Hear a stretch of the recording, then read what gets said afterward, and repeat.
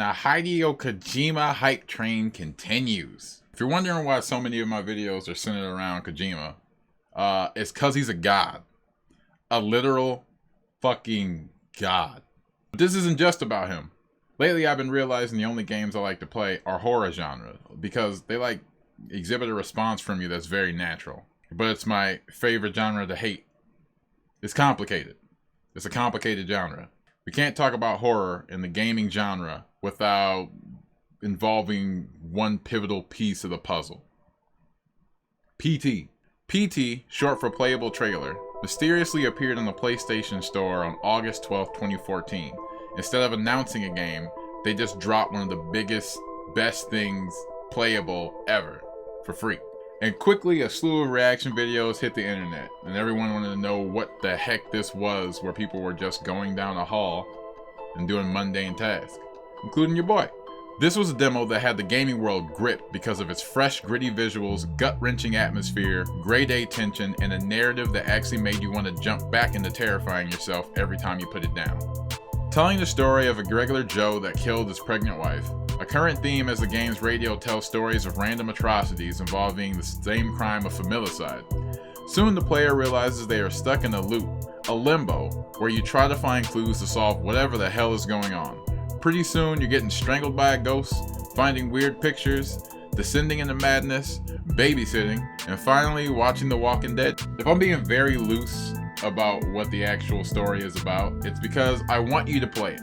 I really do. The power of PT's story didn't come from just like next-gen visuals. It came from the power of familiarity. Familiarity? Is that how you say it? Is it familiarity or familiarity? I'm gonna look it up. Familiarity. Familiarity. Familiarity. Familiarity. Familiarity. Familiarity. That sounds odd. The setting of the whole game is in two locations. A cemented room with one door that is literally graffitied in tally marks, and the dreaded hallway. The hallway is one of the most ingenious settings I've ever seen.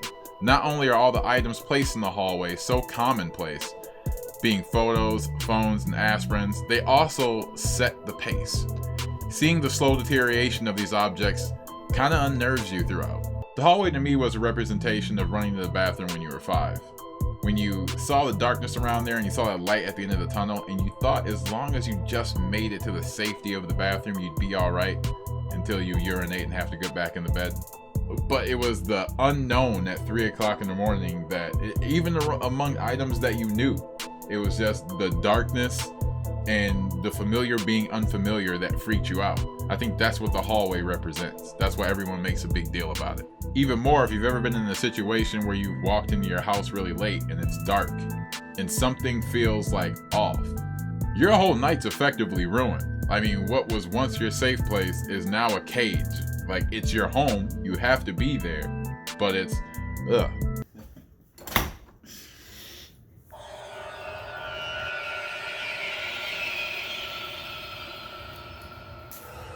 Oh, the radio gives you a sense of despair. It gives you an update on the news as if you were trapped in the collapsing world of morality, and at the same time trapped within it, in the house, as it poisons you slowly with the worst information.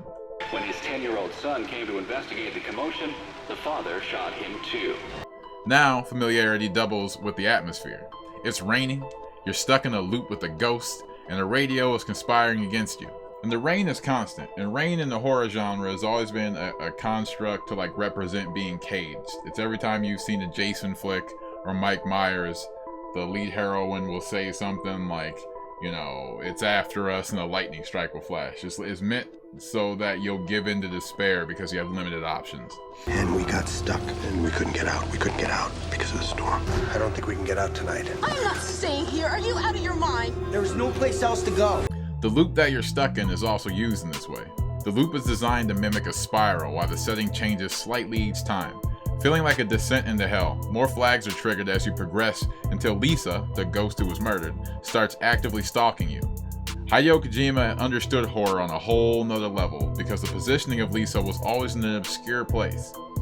It forced you to do that double check like, nah, is that Is that a whole ghost? Nah, that's a whole ghost. There's a whole ghost right under the chandelier. The radio, which starts off innocent, eventually turns away from just being a simple reporter broadcast to an active antagonist, using the terror and familiarity and sliding into demonic. As the radio uses cryptic numeric codes used in war times, Stomach 204863. Scene after neighbors called 911 found the father or setting you up for the biggest jump scare.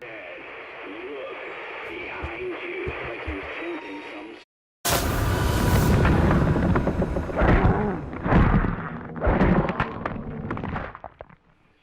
It's always a nagging constant. PT was especially crazy because it brought the whole community together to try to figure out how to navigate the puzzles in this game. The puzzles were reminiscent of older titles where it was actually, you literally needed to sit down at your console and have a pen and a pad and write down codes. The amount of lore, information, and puzzle clues was distributed on Reddit at a crazy rate. I remember seeing the flux on every forum of like just solutions to, did you notice this? Did you see this picture? It was nuts. There were a few obscure challenges to especially nail the ending, which has to be the most specific, most sporadic set of triggers I've ever seen to get like a specific ending in a game. But it set us up for like the biggest reveal and the biggest flip, that it was actually a Silent Hill entry. Anyone who likes horror remembers Silent Hill, and dang, everything was on track for this to be the greatest horror game ever made. But then, Konami. Hit some other videos I've made to kind of see a little bit of the rundown on that. Even though Silent Hill was cancelled, the method to horror PT created inspired a host of new games, like The Visage and even Resident Evil 7. It seemed like every horror game was taking the note that the genre had changed and couldn't go back. And I already feel bad for saying this much about this game. This much about this demo. Keep in mind, it was a demo that was an hour or more long, depending on how much you put into it. And it's not fair. It's not fair to rob you of this experience. I'm hoping everyone already played it. I hope everyone actually got a chance to play it, and this is just my soliloquy. But in all fairness, I didn't go over Easter eggs, I didn't go over the tidbits of how to accomplish getting to the end, I didn't go over a lot of interesting characters or references that came across. So I'm still confident that if you haven't been lucky enough to play it, you need to stop watching this video. Go play it now. Go play it now.